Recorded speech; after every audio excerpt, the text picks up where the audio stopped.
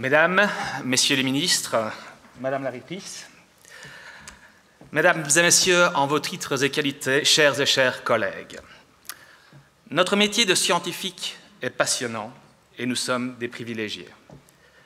L'art et la science ont autrefois marché main dans la main, cherchant tous deux à dépeindre, à comprendre et à magnifier la réalité. Mais quelque part en cours de route, notre civilisation a scindé ces deux mondes. La technologie a avancé à un rythme effréné et l'urgence des enjeux mondiaux, le changement climatique, les inégalités croissantes, les crises politiques et sanitaires, nous ont poussés à valoriser la science, souvent au détriment de l'art, considéré parfois comme superflu. Pourtant, l'art et la science sont deux facettes d'une même médaille. Là où la science cherche à déchiffrer l'univers, l'art cherche à lui donner un sens.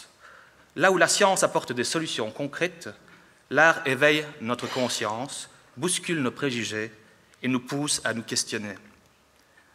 Nous devons permettre à la rigueur scientifique de s'enrichir de la créativité artistique et à la subtilité de l'art d'être renforcée par l'innovation technologique.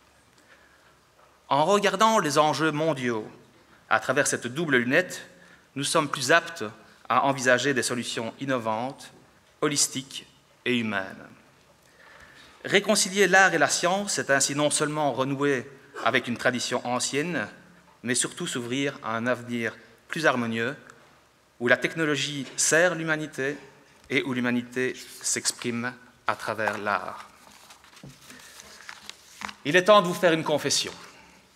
La première partie de cette allocution a été générée par une intelligence artificielle. Bien sûr, grâce à l'utilisation de plusieurs mots-clés et idées précautionneusement sélectionnées. Néanmoins, elle illustre parfaitement le potentiel immense, mais également les défis éthiques et philosophiques posés par notre époque technologique. Si j'ai décidé d'entamer mon discours de la sorte, c'est pour mettre l'accent sur le pourquoi, sur la raison pour laquelle nous agissons. Sommes-nous motivés par une simple efficacité ou cherchons-nous à apporter une valeur ajoutée, à créer un impact, à toucher les âmes? La réflexion, le ressenti, la création avec intention devraient être les maîtres mots de notre métier de scientifique. Est-ce si simple? PIB pour mesurer les richesses d'un pays, utilisation de KPI pour guider les entreprises, différents modèles de classement pour nos universités, facteurs d'impact pour mesurer la performance scientifique. Pourquoi? Par opportunité? Pour rationaliser et faciliter la gestion? Ou plutôt pour comparer justement et mettre en compétition? Après tout, cela ne saurait être que bénéfique. Dommage que M. Albert Jacquard ne puisse commenter. Quel est l'impact du choix de ces indicateurs sur nos métiers, sur l'éthique, sur nos réelles intentions? La course aux indicateurs nous dévie inexorablement du but premier, nous contraint à évoluer dans un modèle trop simplifié, inapproprié et pourtant inéluctable dans notre manière actuelle de fonctionner. Tout comme les technologies, aussi inventées soient-elles, l'utilisation de modèles basés sur des indicateurs néglige la conscience, la sensibilité, la capacité à comprendre le contexte et les nuances humaines.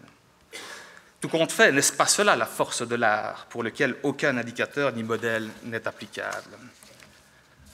Rendons-nous compte à quel point la seule utilisation de critères quantitatifs est totalement insuffisante et de l'importance d'agir avec intention et conscience dans tout ce que nous entreprenons.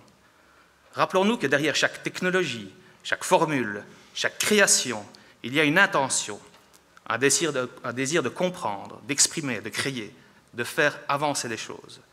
En définitive, réconcilier l'art et la science ne serait-ce pas autoriser les personnes à agir avec intention, conscience et éthique, et de construire pour cela un système d'organisation qui l'encouragerait?